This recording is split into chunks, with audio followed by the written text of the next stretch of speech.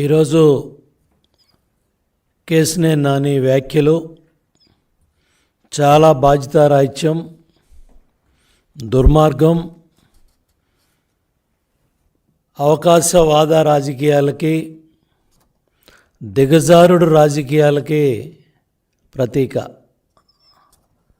2 సార్లు బీఫామ్ ఇచ్చి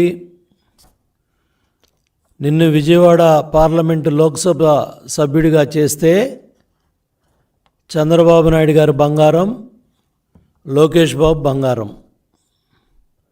ఈరోజు సీటు రాదనే అభద్రతా భావంతో పార్టీ మార్చి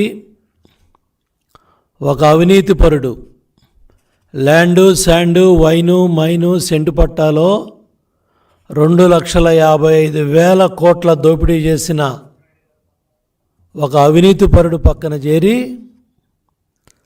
చంద్రబాబు నాయుడు గారిని విమర్శిస్తావా?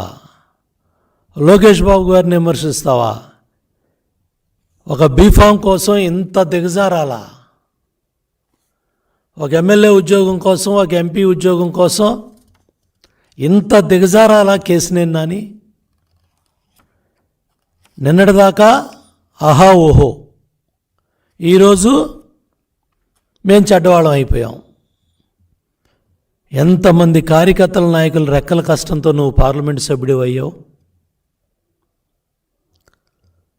ఆ రోజు ప్రజారాజ్యాన్ని ఏ విధంగా మాట్లాడావో రాష్ట్ర ప్రజలందరికీ కూడా తెలుసు. ఆ రోజు నువ్వు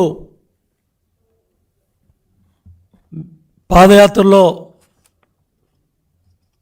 చంద్రబాబు నాయుడు గారి దగ్గరికి వచ్చినప్పుడు నిన్ను ఆదరించి నీకు అవకాశం ఇస్తే ఇంత దిగజారుడు రాజకీయాలా? 5 ఏళ్ల తెలుగుదేశం ప్రభుత్వ హయాంలో విజయవాడ నగర అభివృద్ధి బ్రహ్మాండంగా పరిగెత్తింది. ఆ రోజు మేయర్గా కోనేరు శ్రీధర్ గారు, శాసనసభ్యులుగా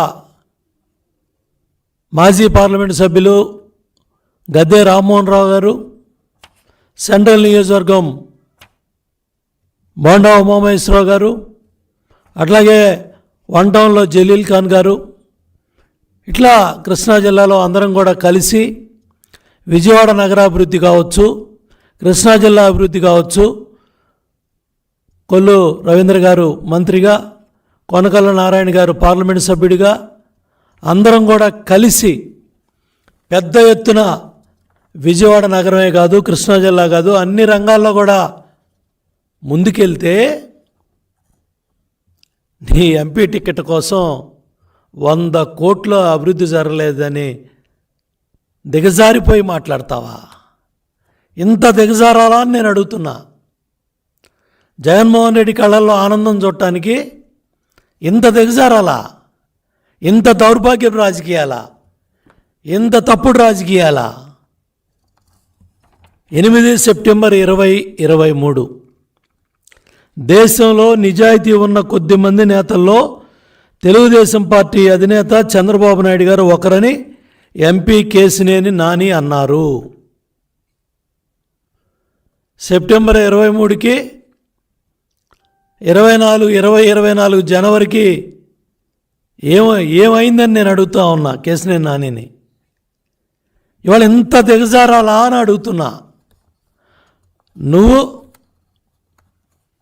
ఆ రోజు ట్రాన్స్పోర్ట్ ఎవరైతే అధికారులతో విజయవాడలో గొడవ జరిగినప్పుడు నీ బళ్ళు సీజ్ అయ్యి నీ వ్యాపారంలో నష్టం ఉండి మీకున్న ఇబ్బందుల్లో మీరు వ్యాపారాన్ని వదులుకుంటే దాన్ని నాయకుడికి, తెలుగుదేశం పార్టీకి ఆపాదిస్తారా?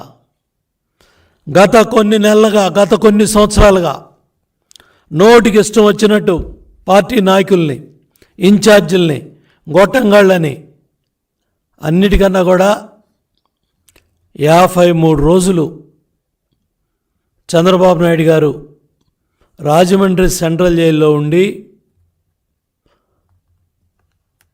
విజయవాడ కనకదుర్గమ్మ తల్లి దేవాలయానికి వచ్చినప్పుడు గర్భగుడిలో కావచ్చు, అక్కడ ఆశీర్వాదం ఇచ్చేటప్పుడు మీ అహంకారానికి, మీరు మాట్లాడిన భాషకి ఆ తల్లి కనకదుర్గమ్మే ఈరోజు మీ పతనానికి దారి చూపించింది. ఒక జాతీయ అధ్యక్షులు కుటుంబ సభ్యులతో కనకదుర్గమ్మ దేవాలయానికి వస్తే మీ అహంకారక పూరిత వైఖరితో ఆ రోజు మీరు ఆడిన దుర్భాష కానీ, మీరు మాట్లాడిన మాటలు కానీ ఆ రోజే మీ పతనానికి నాంది పలికాయి. మీ అహంకారం, మీ దుర్భాషలో ఇవాళ మీ పతనానికి దారితీసాయి. ఒక అవినీతి పరుడు పంచన చేరి తెలుగుదేశం పార్టీ నాయకుడిని ఇవాళ యువగళం పాదయాత్రలో 3132 కిలోమీటర్లు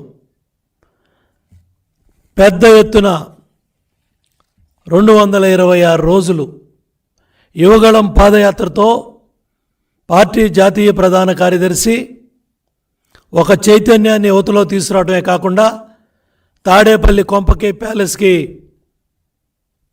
వాళ్ళ వెన్నులో వణుకు ప్రారంభమైందంటే యువగళం పాదయాత్రను గుర్తుపెట్టుకోమని జగన్ రెడ్డికి, కేశినేని నానికి తెలియజేస్తా ఉన్నా.